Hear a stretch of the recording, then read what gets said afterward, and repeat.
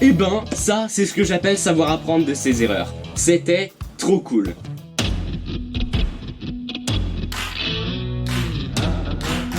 Bonjour tout le monde, aujourd'hui on se retrouve pour parler de la saison 2 de The Witcher, sortie en décembre 2021 sur Netflix et qui comprend 8 épisodes. Si vous n'avez pas vu la première saison, vous pouvez quand même regarder cette critique, parce que il y aura pas de spoiler tout simplement. Cette saison 2 est tout simplement ce que j'attendais le plus de cette fin d'année 2021, après avoir adoré la première saison, mais qui objectivement n'était pas génial, c'était quand même assez moyen, même si ça restait bon d'après moi. Et donc voilà, ça va être le moment de savoir si la série a appris de ses erreurs, si elle s'est améliorée, même si évidemment, comme d'habitude, j'ai un max de retard et vous savez très bien ce qu'il en est. Alors par contre, je suis vraiment désolé pour le son, pas mal de problèmes, j'ai dû refilmer plein de passages, ça va être un peu bizarre parfois, mais j'espère que j'ai corrigé la plupart des défauts. Bref, pour commencer cette vidéo, je veux que vous sachiez que c'est mon avis personnel sur la série, même si évidemment j'essaye un maximum d'être objectif. Si vous avez un avis différent, tant mieux pour vous, mais n'hésitez surtout pas à en débattre avec moi dans les commentaires. Bon visionnage. Après avoir retrouvé la princesse Cyrilla à la fin de la saison 1, le sorceleur Geralt de Rive va la recueillir et l'emmener dans la forteresse des chasseurs de monstres, Kaer Morhen, et il va donc l'entraîner et apprendre à la connaître pour mieux comprendre la prophétie qui lie les deux personnages. Pendant ce temps, la magicienne Yennefer va être mise à l'épreuve et le reste du continent va être plongé dans une guerre intense avec des complots, de la magie, blablabla, vous avez compris. Are you sure you're ready for this?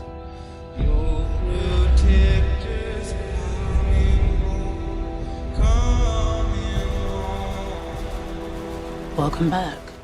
Pour commencer avec l'univers, évidemment je ne vais pas encore revenir sur ce qu'est l'univers de The Witcher parce que ma critique des livres et de la saison 1 sont là pour ça. Donc voilà, allez les voir, de toute façon toutes ces vidéos sur The Witcher sont complémentaires les unes des autres. En tout cas, dans cette saison, on mélange toujours assez bien le côté comique et sombre de cet univers. Donc tu vas toujours avoir des passages horrifiques avec des monstres bien glauques, limite dignes d'un film d'horreur. Et de l'autre côté, l'humour est drôle. Jaskier nous fera toujours autant marrer. Good sir, you would not know talent if I shoved it up your Geralt. Bon, on n'est toujours pas sur l'humour semi-parodique des livres si spécial, mais ça fonctionne quand même très bien, c'est divertissant et on va toujours avoir des passages très Witcher, genre la scène où Geralt va se retrouver à tenir les vêtements de Jaskier pendant qu'il se douche dans un lac. Petit problème, il n'y a quasiment plus de sexe, alors ça paraît con dit comme ça, mais c'est quand même un des aspects caractéristiques de cet univers, et même si je rejoins la showrunner Lauren Schmidt-Isirch, j'ai réussi, je la rejoins sur le fait que ça doit pas être utilisé pour attirer l'attention du spectateur sans raison, même si ça les avait pas gênés dans la première saison, mais il y a quand même plein de passages dans cette saison 2, enfin plein de passages 2 ou 3, qui connaissant les personnages semblent mener tout droit vers des ébats, genre ça peut aller que vers ça, mais non, à chaque fois la série semble esquiver, et je sais pas vraiment pourquoi, parce que franchement on aurait pu avoir des scènes de cul utiles, qui auraient pas été là pour faire tape à l'œil, mais qui auraient quand même rappelé l'univers quand même assez cru des livres, et même les rares passages où tu vas avoir du sexe, genre on cache tout, genre je vous jure, la série est quand même classée 18 ans et plus, et on va cacher toutes les parties intéressantes, on va dire, derrière des étagères, derrière des fioles, derrière des potions, derrière des tables. Parce qu'un nichon, c'est beaucoup demandé. Je pense que c'est peut-être pour répondre aux critiques des gens qui gueulaient « Oh, c'est un plagiat de Game of Thrones juste parce qu'il y a du sexe », et c'est peut-être aussi parce que les acteurs ne veulent peut-être plus jouer ce genre de scène. Il me semble que Henry Cavill, qui interprète donc Geralt, il me semble qu'il avait dit un truc comme quoi il voulait plus jouer de scène torse nu ou un truc comme ça. Bref, je trouve ça un petit peu dommage, mais c'est pas un gros problème, je voulais juste en parler. À part ça, l'univers, bravo. Déjà, ils ont réussi à inclure beaucoup plus de monstres que dans les livres. Les livres, en gros, racontent l'histoire d'un chasseur de monstres qui vit dans un monde où quand même les monstres sont en voie de disparition, mais l'histoire ne tourne pas autour des monstres du tout. Et du coup c'est vrai que les gens qui ne connaissaient pas les livres ont été vachement surpris et déçus de ne pas voir plus de monstres. Et c'est vrai que pourquoi pas, il n'y en a pas dans les livres, mais là ils ont réussi à bien ficeler ça avec la prophétie et faire en sorte qu'en fait il y a beaucoup plus de monstres et du coup ouais, ça marche très bien, c'est très cohérent, ça respecte l'univers mais en ajoutant plus de monstres pour faire plaisir et franchement c'est très bon. La magie est cette fois beaucoup plus impressionnante et crédible, même s'il y a toujours pas mal de scènes où on se contente d'un petit bruitage plutôt que de faire des effets. Merde, mettez-lui 2-3 éclairs au bout des doigts, ça coûte pas la peau du cul non plus. Enfin en même temps, vu comment les culs sont tous cachés dans cette saison, c'est vrai que même la peau du cul ce serait dur à trouver.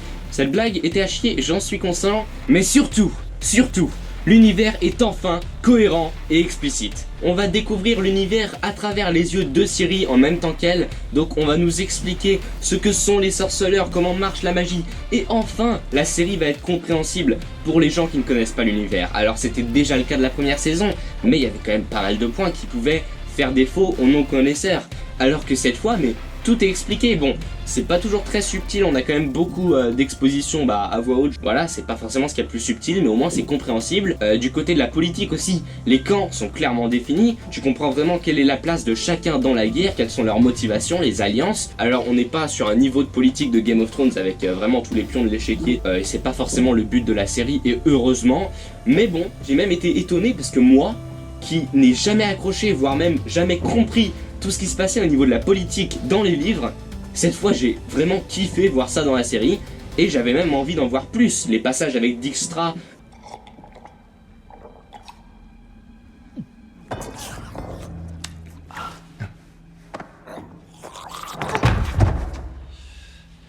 Apologies for the theatrics, Your Highness, but I just had to be sure. Fuckers.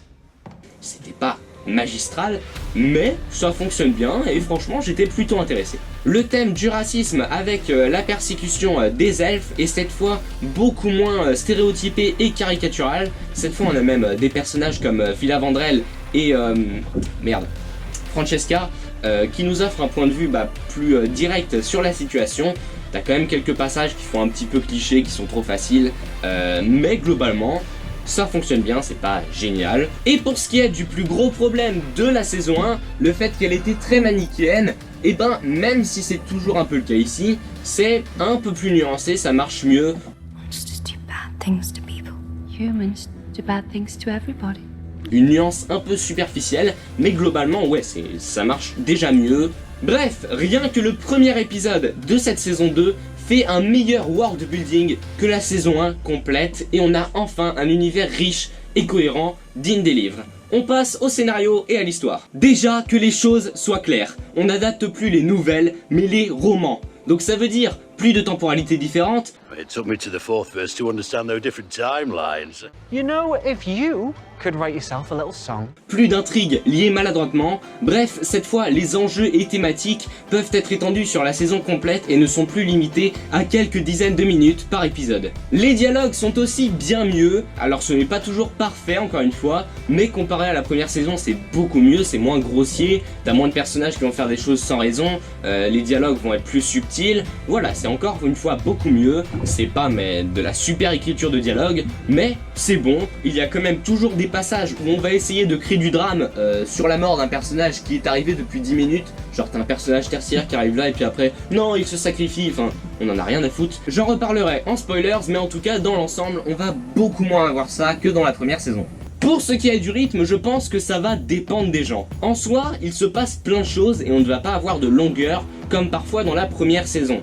Mais cela dit, le montage laisse un peu à désirer, donc on va très souvent switcher d'intrigue, passer d'un personnage à l'autre, ce qui fait qu'au final on perd un peu de temps, parce que toutes les 5 minutes, on doit te remettre dans le contexte de chaque histoire et on fait vraiment beaucoup trop d'allers-retours. L'épisode 4 qui finit sur Geralt qui arrive devant le mage Istred, l'épisode 5 va commencer avec une intrigue sur Yennefer, et après 5 minutes de cette intrigue sur Yennefer, on va nous remontrer la scène où Geralt arrive dans la maison d'Istred et on revient sur l'intrigue de Yennefer. Ça n'a pas de sens, parce qu'on est revenu sur cette scène qu'on a vue à la fin de l'épisode d'avant, sans la faire avancer mais d'un pouce. Incroyable comment c'est débile. On aurait pu en mettre bien plus dans cette saison, aller beaucoup plus loin dans l'adaptation des livres, avec une ellipse. Une ellipse qu'on n'a pas eue mais dont cette saison aurait eu besoin je pense, parce que dans cette saison on va suivre Ciri, qui va être entraînée, éduquée, mais tout ce qu'on va voir c'est la faire passer de mentor en mentor sans qu'elle ait rien appris, à part l'entraînement au combat qui est bien montré.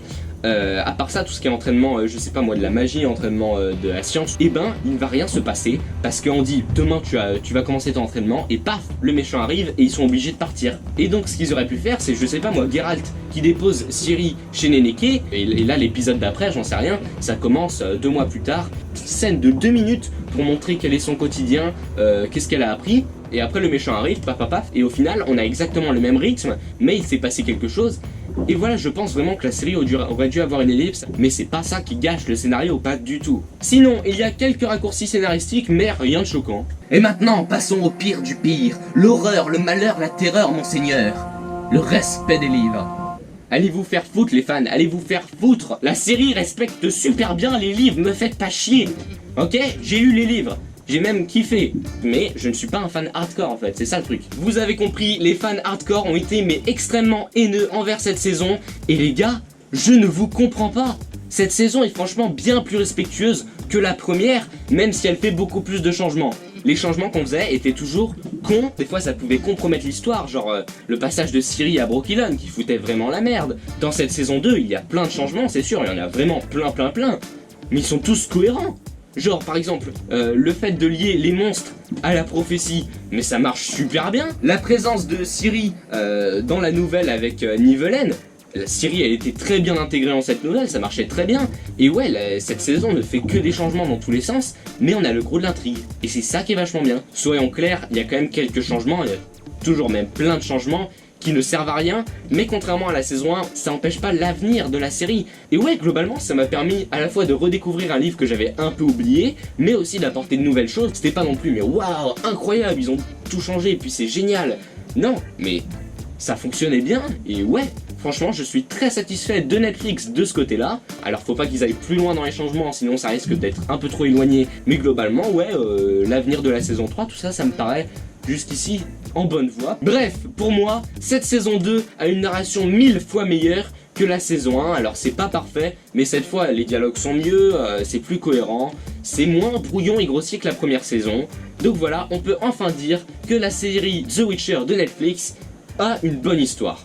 On passe aux personnages et aux acteurs. Je n'en avais pas parlé dans ma critique de la saison 1, mais je dois avouer que je trouvais qu'il manquait quelque chose au personnage de Geralt. Je trouve qu'il manquait de profondeur. Et cette fois, dans cette saison, vu qu'il est moins solitaire, vu que il y a plus de personnages qui l'entourent et qu'on en sait plus sur lui, que ça permet à l'acteur Henry Cavill de révéler un peu plus son jeu. Et ouais, je trouve que le personnage cette fois a plus de profondeur, il est mieux mené. Alors j'aurais aimé voir le personnage s'ouvrir encore plus en termes d'émotion. How are you not heartbroken? Who says I'm not?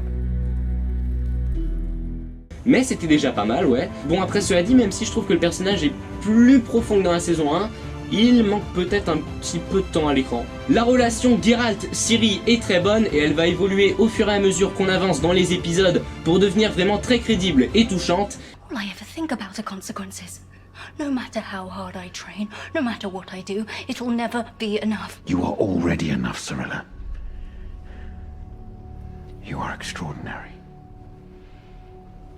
Et justement, en parlant de Ciri, déjà, faut savoir que dans les livres et les jeux vidéo, je l'adore Ciri. C'est franchement, je pense, un de mes personnages de fiction préférés. Si ce n'est pas mon personnage de fiction préféré, c'est pour dire à quel point je l'aime bien. À partir du moment où elle lâche son côté princesse de la saison 1, mais elle devient géniale, elle est déterminée, elle est touchante, elle est drôle. Moi, j'adore ce personnage. But now it's time for bed. I'm not tired. All right, come on, you little rat. I'll play a few rounds of slaps with you before bed. Maybe might even let you win. Yeah, you wish.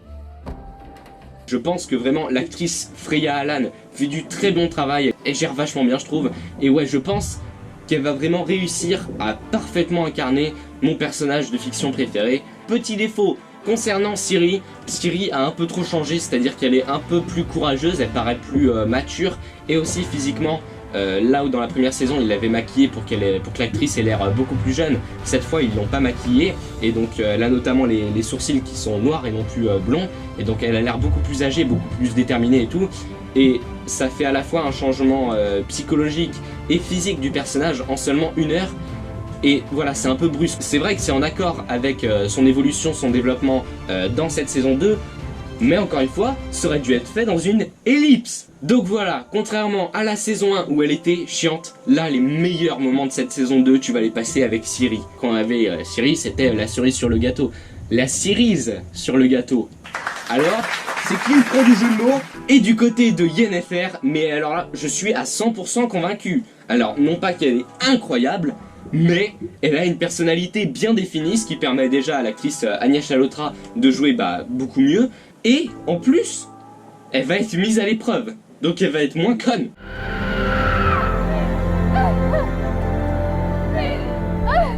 Yeah, I know. It was great. La première saison, elle était mais irritable et chiante. Et là, ils ont réussi à tout ficeler un petit peu. Et du coup, ouais, ils ont réussi à bien rattraper le coup. C'est un bon personnage. Et c'est pas parce que vers la fin, ils ont fait un petit changement. Elle a appris qu'elle a fait une connerie. Et tout est revenu au même état que dans les livres, bon sang. Donc c'est du respect, merde. Donc voilà, elle est devenue franchement attachante. Et même sa relation avec Geralt est devenue beaucoup plus crédible, je trouve. J'avoue que j'ai toujours un peu de mal à croire que Yennefer aime vraiment Geralt. C'est cohérent, c'est bien mené, mais d'après les merdes qu'ils ont fait avec Yennefer dans la première saison, c'est ça je pense qui m'empêche de croire à cette relation, mais c'est beaucoup mieux. Notre humble bar de Jaskier s'est fait attendre, et franchement je ne suis pas déçu, il est toujours aussi drôle. Cela dit, j'ai pas vraiment reconnu le personnage de la première saison. Parce que, en fait, dans la première saison, c'est vraiment le troubadour un peu gringalet, un peu chochotte, tu sais, le mec cucu, quoi, tout simplement, j'ai pas d'autres termes. Je sais pas pourquoi ils ont vachement changé son look, je pense que c'est pour plus ressembler, à son design dans les jeux, mais pourquoi l'avoir changé? Je veux dire, dans la saison 1, c'est un des rares points que même les fans des livres critiquaient pas. Et là c'est dommage parce qu'en fait ce changement de look fait aussi un changement drastique du personnage. Le mec mais il est baraqué, il est musclé, il est mal rasé, il est beau gosse, enfin ils en ont vraiment fait une rockstar avec ce manteau en cuir rouge et puis il joue de la guitare en hurlant comme ça et puis enfin c'était très sympa à voir et c'était très fun avec ce côté anachronique à la The Witcher. J'ai bien aimé le personnage, il était très appréciable, mais il y a un trop gros décalage entre les deux saisons. Et j'arrive pas à croire que c'est le même Jaskier, quoi, et c'est ça qui me pose un peu problème. Mais en tout cas, par contre, j'apprécie le traitement du personnage, sa relation avec Geralt est encore une fois, mais super bien menée, encore une fois, ils ont une alchimie plus romantique qu'avec Yennefer, ils sont excellents les deux. Don't fucking Jaskier me, I'm talking to you. This is how this works. I need your help. Ils ont vraiment des genres de problèmes de couple entre guillemets, ils sont vraiment très drôles. Pour finir, tous les personnages secondaires sont bien traités et interprétés. Donc on a Cahir qui perd de son unidimensionnalité, on a Istred qui est attachant, on a Tissaia qui est toujours un des personnages les mieux écrits et interprétés de cette série. Je vous jure, Mayana Buring, il me semble que c'est son nom à l'actrice, mais elle gère de ouf cette actrice. Et voilà, cette fois, tous les personnages sont bons, pas de gros défauts, encore quelques améliorations sont nécessaires évidemment, mais voilà, c'est très bon, on passe au visuel de la série. Parce que ouais, sur ce point-là aussi, la série s'est améliorée et pas qu'un peu. Déjà, côté réalisation, ça va être beaucoup plus inventif, beaucoup plus dynamique. On va avoir des mouvements de caméra très dynamiques, encore une fois, je manque de synonymes. Et donc ouais, on va vraiment être entraîné dans les chorégraphies, dans les combats des acteurs. La caméra va vraiment nous entraîner avec eux, on va tourner autour d'eux, on va les suivre dans leur chute. Donc voilà, il y a des trucs qui sont vraiment très bons, il y a de bonnes idées. On a aussi souvent des angles de caméra très variés, surtout dans les passages horrifiques, notamment la scène du manoir où on va vraiment voir le monstre se déplacer un peu partout dans le manoir. Ça me fait un peu penser à Alien, genre la manière dont on filme depuis les murs, depuis en dessous, et tu vois jamais trop dans quelle perspective t'es quand le monstre marche sur les murs. Et donc voilà, il y a cet aspect avec plein d'angles de caméra qui te perturbe un peu, c'est plutôt cool. Bon, cela dit, la caméra bouge peut-être un peu trop parfois. Des fois elle est vraiment trop moderne, donc un peu à la Sherlock Holmes de Guy Ritchie ou à la Matrix un peu avec des bullet time. Donc tu vas avoir vraiment des ralentis avec la caméra qui tourne autour de l'action. Ça fait un peu trop, on veut être stylé mais on en fait trop. Il y a une utilisation du flou, donc la profondeur de champ il me semble, qui est mise très courte. Donc faut vraiment que le personnage soit très proche de la caméra pour que ce soit net. Et donc c'est peut-être un peu trop présent, genre il y a plein de moments où tu vois que c'est là juste pour être stylé. Mais il y a des passages où c'est bien utilisé, genre t'as des moments, t'as Ciri qui va arriver un peu proche de la caméra et donc qui va devenir nette, donc tu vois qu'elle elle se concentre pour l'entraînement du combat, donc voilà, c'est une bonne idée. La photographie est vraiment très bonne avec ces environnements très froids et bleutés qui contrastent très bien avec le orange très vif des lumières, des flammes, de tout ça, donc voilà, t'as de beaux contrastes. Pareil pour la lumière qui est vraiment très jolie, cela dit qui fait vraiment très artificiel. Est-ce qu'on peut avoir un flou comme ça sur la lumière d'une torche? Je sais pas, ça me paraît très bizarre, mais À part ce passage et quelques autres passages où la lumière est très artificielle, globalement ça a de la gueule, ça reste esthétique, c'est pas toujours très crédible, mais au moins ça a de la gueule, donc on va pas cracher dessus. Bon, comme dans la saison précédente, on a des compositions de plans qui sont très cool, donc t'as des plans qui sont très beaux franchement, ouais voilà, t'as des plans toujours un petit peu... je sais pas comment dire, bref, on va te filmer des choses de manière à que ça ait de belles formes géométriques, j'en sais rien moi... Arrêtez de me poser des questions dans son bonsoir. Mais à ces plans très sympathiques de la première saison, on peut cette fois ajouter enfin des plans larges qui nous permettent vraiment de savourer ces beaux paysages. Il me semble que la saison 2 a été filmée au Royaume-Uni et vraiment c'est grandiose quoi, ça a de la gueule. Idem pour les décors totalement en effets spéciaux, donc les châteaux, ce genre de choses. Là où dans la première saison c'était vraiment vu de très loin avec de la brume pour cacher. Mais là putain, dans cette saison, on passe du temps dessus, genre tu vas avoir des plans de plusieurs longues secondes, donc tu peux bien les apprécier, des fois des dizaines de secondes, sur des décors totalement en effets spéciaux, vus de très près, tu vois les détails, t'as des plans en contre-jour sur Sintra, t'as des plans vus du ciel au-dessus des villes. Alors il y a des fois tu vois un petit peu que c'est numérique, mais pas au point de la première saison, franchement ça a de la gueule, mais vraiment beaucoup de gueule, genre vraiment waouh. Et les effets spéciaux. Putain, les effets spéciaux! Je ne pense pas avoir vu des effets spéciaux aussi bons dans une série. Tu as des basiliques géants, des dragons, des putains de monstres, tu as des combats au sommet d'une tour enneigée. Je vous jure, les effets spéciaux sont énormes. Alors, ça dure jamais très longtemps quand tu as des effets spéciaux, tu vas pas avoir mais une scène de 10 minutes contre un dragon. Non, généralement ça dure 1 ou 2 minutes, c'est vraiment très court.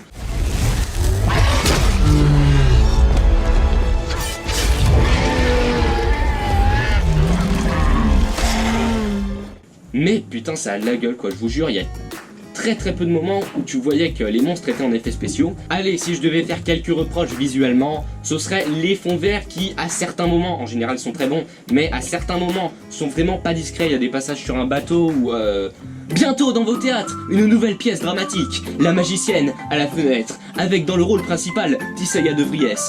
Non mais sérieux, c'est quoi ça? Mais dans l'ensemble, c'était correct. Et deuxième point négatif, les costumes. Alors, plein de gens ont critiqué les costumes de la première saison en disant qu'ils étaient trop propres et tout. Moi, je les trouvais franchement très corrects. Dans cette saison 2, ils ont changé de costumier, mais on garde globalement presque tous les costumes, sauf l'armure de Nilfgaard qui était dégueulasse et qu'on a changé. À part ça, parce que tous les costumes restent les mêmes, mais ils sont trop propres. Genre, t'as des personnages qui sortent littéralement d'un égout. What fresh hell did you just crawl out of? Sewer. Pas une seule tache de boue. Cela dit, les designs encore une fois excellents. La nouvelle armure de Geralt, mais magnifique. Les élixirs, les potions attachées à sa jambe et tout. Il a une petite sacoche accrochée à sa jambe. C'est quoi cette idée? Une sacoche à la jambe, c'est hyper stylé. Bref, la première saison était plutôt jolie, mais c'était plutôt la composition des plans qui pouvait donner de belles images. Ce qu'on montrait plutôt que la manière dont on le montrait. Alors que cette fois, dans cette saison 2, tout a de la gueule. La photo, les couleurs, les lumières, les effets spéciaux, franchement, ça a de la gueule de fou. Bref, on passe à la bande originale. C'est Joseph Trapanese qui succède à Sonia Belousova et Giona Ostinelli dans cette saison 2 et franchement, chapeau Joseph. Il y a le morceau déjà Power and Purpose qui est incroyable. Je vous jure, il est sublime.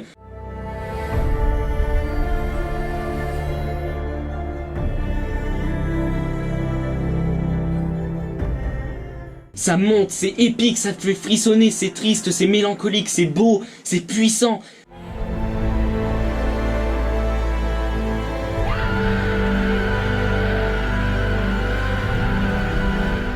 Ce morceau est incroyable, je vous jure, ça se hisse dans les meilleures bandes-son de séries que j'ai entendues de ma vie.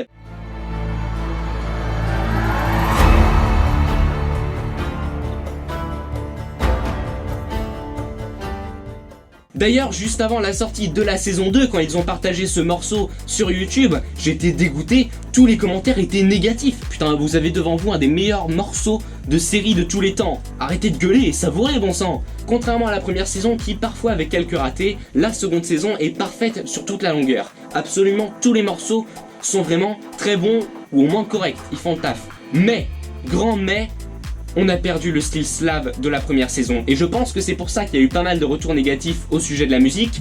Si ce morceau-là est incroyable, c'est pas vraiment le cas de tout le reste de la bande-son, parce que, ouais, vraiment, on a perdu ce style si caractéristique, qui était reconnaissable, entre toutes, entre mille. Ce rythme effréné, et puis ces violons qui allaient très vite, et puis ces cordes pincées.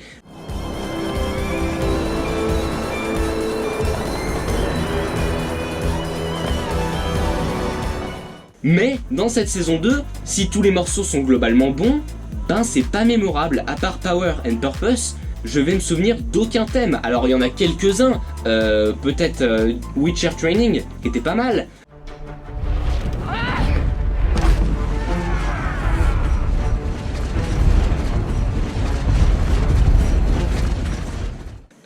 Il y avait aussi Kermoren, qui était un bon morceau.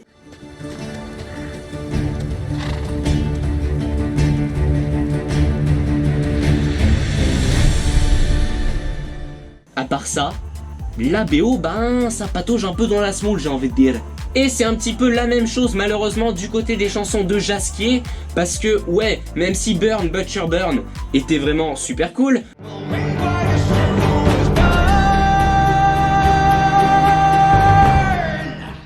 Horson Prison Blues était vraiment très drôle. All together now and lock me up and sock me up. Throw away the key. Go fuck yourself, you Horson. 'Cause you're through fucking with me.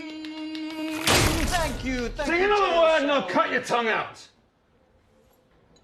Rude. Et ben on va pas retrouver, je sais pas moi, ce côté balade et les frissons et la douceur de, je sais pas moi, Toss a Coin to Your Witcher ou Her Sweet Kiss, qui était vraiment très bien. Donc voilà, elles sont bien, elles sont franchement cool, mais elles sont pas assez uniques et elles sont peut-être un peu trop modernes pour vraiment marquer autant que celle des premières saisons. Bref, la composition de cette saison est certes plus épique, plus peaufinée, plus parfaite, plus perfectionnée, encore des synonymes, mais malheureusement on a un style beaucoup moins présent et du coup bah voilà, c'est moins reconnaissable, c'est moins marquant. Vous avez compris, on passe à la conclusion. Pour conclure, tout a été amélioré. On a un univers explicite et intéressant, un scénario bien écrit, même si pas hyper bien rythmé, on a des personnages très attachants et des acteurs vraiment très efficaces, on a des visuels mais hyper bien, mais au top, et on a une bande originale vraiment incroyable mais pas assez unique. Bref, si je devais lui donner une note en essayant d'être objectif comme d'habitude, je lui mettrais environ 14 sur 20, parce que franchement cette saison était vraiment top. Elle n'était pas parfaite, il y avait encore quelques défauts, mais on peut enfin dire que The Witcher est vraiment une bonne série. Pas une excellente série, pas une très bonne série, mais c'est vraiment une bonne série. Donc voilà, personnellement j'ai été conquis. Je ne me suis pas ennuyé une seconde, et en tant que fan de la série, j'avais le sourire aux lèvres pendant toute cette saison 2. La série est sortie il y a quoi, 2 mois, je l'ai déjà vue 2 fois cette saison, ok? Cela dit, je ne saurais pas comment l'expliquer, mais j'ai quand même l'impression qu'il manque un truc. Il y avait un truc quand même d'assez unique dans cette première saison que j'ai pas retrouvé dans la deuxième. C'est assez dur à expliquer, c'est peut-être un tout à mon avis, c'est pas un point particulier qui manque, mais c'est peut-être le fait qu'on n'a pas cet humour parodique si typique de Witcher, c'est peut-être le fait que la musique soit très bonne mais sans le style slave, c'est peut-être que les visuels sont très propres mais qui font un petit peu artificiel par moment. Ça reste très appréciable, mais voilà, il manque ce petit truc. Something more is needed. En tout cas, je pense que ceux qui ont aimé la première saison vont vraiment adorer cette seconde, elle est vraiment nettement mieux. Ceux qui étaient dubitatifs vont reconnaître une nette amélioration, et malheureusement, les fans hardcore qui chipotent vont encore gueuler, vouloir exorciser cette saison. Ce qui m'amène à parler de la réception de cette saison. Ils ont annoncé que The Witcher saison 2 était un des plus gros cartons de l'année, je crois, un truc comme ça. Du côté des critiques, nette amélioration. La première saison était dans les 50%, que ce soit sur Metacritic et Rotten Tomatoes. Cette seconde saison arrive à se hisser dans les 80-90%, alors c'est un petit peu exagéré, mais bon, je suis content de voir que les critiques ont remarqué qu'il y a eu de l'amélioration. Par contre, c'est exactement l'inverse du côté des spectateurs. Là où la première saison avait eu un accueil du public dans les 80-80%, et ben pour la saison 2, chute libre, on est plutôt dans les 40-60% selon les sites. Et donc voilà, je trouve que c'est vraiment bizarre, enfin vous avez de la merde dans les yeux, c'est quoi le problème? Bon bah voilà, c'en est tout pour cette partie sans spoilers. Pour ceux qui vont s'en aller, j'espère que vous avez aimé cette vidéo, et pour ceux qui ont déjà vu la série ou qui n'en ont rien à cirer de se faire spoiler, on rentre en partie spoilers. Salut!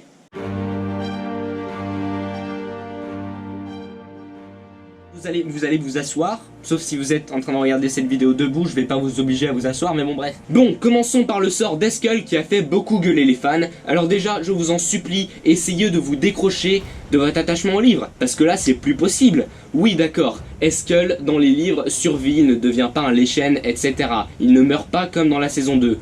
qu'est-ce qu'on en a à foutre? Parce que je vous ferai remarquer que dans les livres, on voit le personnage extrêmement peu, il ne sert à rien, si on l'enlève, et ben ça ne change absolument rien à l'histoire, et s'il n'y avait pas eu les jeux vidéo, on ne se souviendrait pas de ce personnage. D'accord, il a servi de grand frère à Ciri, mais on ne le voit quasiment pas, on le voit dans 2 passages peut-être, pas plus. À ce moment-là, on s'en fout s'il le tue dans la série. Sauf que c'est vrai qu'il y a un argument, et je suis tout à fait d'accord avec cet argument, c'est que pourquoi réparer quelque chose qui n'est pas cassé? Pourquoi vouloir changer cet aspect des livres alors qu'il n'y a rien de dérangeant et que ça coûterait rien de l'adapter? D'après les producteurs, scénaristes, etc., et ben c'est pour donner plus d'émotion à la série, pour pouvoir tuer un personnage fort et pas juste un sorceleur du fond d'écran qu'on connaît pas. Et je suis tout à fait d'accord avec ça, mais je vous en prie Netflix, foutez-nous plus de morts impactantes, on en veut.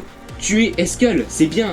Sauf que le problème, c'est que vous l'avez mal fait, parce que Eskel, dans la série, on ne le connaît pas. Si on n'a pas joué au jeu, si on n'a pas lu les livres, on ne connaît pas ce sorceleur, et au final, c'est exactement la même chose que si on avait tué n'importe quel sorceleur du groupe qui n'a pas de nom.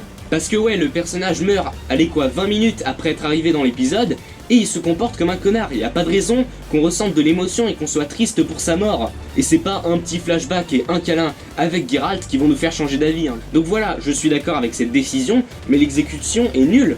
Prenez Lambert et Cohen qui sont plutôt appréciables, c'est pas des super personnages, mais si eux on les avait tués en fin de saison, après avoir tout cet attachement, là ça aurait été bien. Et sinon pour finir, juste quelques petits détails histoire de remplir un peu la partie spoilers. J'ai beaucoup aimé l'intrigue entre Cahir et Yennefer, je trouve que c'était un bon ajout. Sinon le personnage de Rience était vraiment mais super stylé, l'acteur faisait super bien le rôle. J'ai hâte de le voir dans la saison 3 encore plus. Et sinon qu'est-ce que je peux dire, ouais, Ciri et les monstres et les monolithes c'était très bien relié par la prophétie et tout, j'y ai vu que du feu. Je saurais même pas dire ce qui vient des romans et ce qui vient de la série tellement bah tout était bien entremêlé. Bon bah voilà, c'en est plus ou moins tout pour cette partie spoilers. J'espère que vous avez apprécié cette vidéo, si c'est le cas tant mieux pour vous, et sinon tant pis pour moi. On se retrouvera bientôt pour une prochaine vidéo, salut.